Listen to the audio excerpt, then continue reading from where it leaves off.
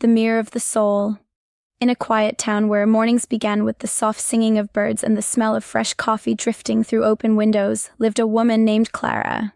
Clara was known by many people. She greeted others politely, walked with confidence, and always seemed attentive to everything happening around her. But Clara had a habit that, over time, had quietly become the way she looked at the world. She always found something to criticize. If someone talked too much, she said they were dramatic. If someone spoke very little, she thought they were arrogant. If a neighbor walked too quickly, she said they were impatient.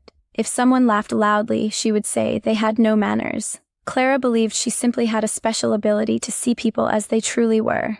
But what Clara did not realize was that every harsh thought she carried was leaving a small shadow inside her own heart. With the passing of time, she began to feel strangely tired. It was not the tiredness of the body. It was deeper than that. A quiet heaviness that seemed to live somewhere inside her soul. Some days she would sit by her window watching people pass by, feeling that the world was full of flaws. Everything seemed imperfect. Everything seemed wrong. And without noticing, that way of seeing the world slowly began to take away her peace. One afternoon she decided to go for a walk in a park outside the town. She needed silence. She needed air. She needed something different. The park was old and beautiful. Tall trees swayed gently in the wind as if whispering ancient stories to anyone willing to listen.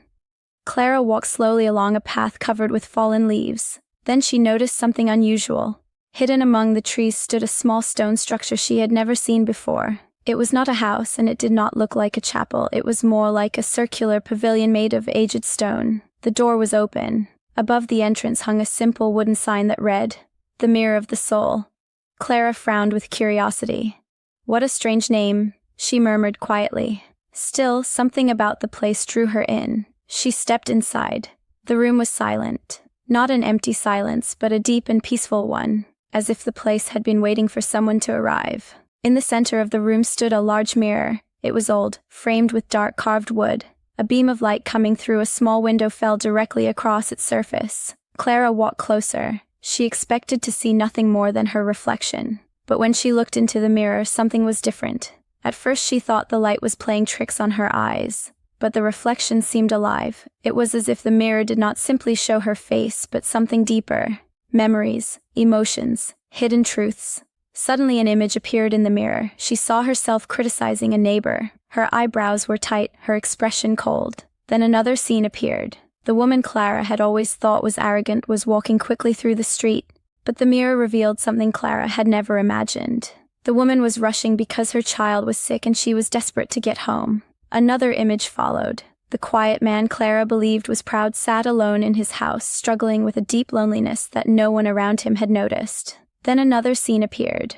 The woman who laughed loudly in the marketplace was laughing that way because it was the only way she could hide her pain. The images continued appearing like pages of a book, turning slowly in front of Clara's eyes. Her chest tightened, then the mirror changed again.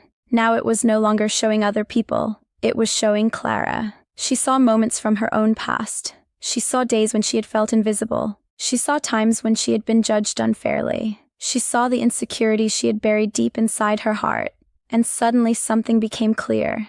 Many of the things she had criticized in others were reflections of wounds she herself still carried. She had not been criticizing others out of cruelty. She had been protecting parts of herself that had never healed.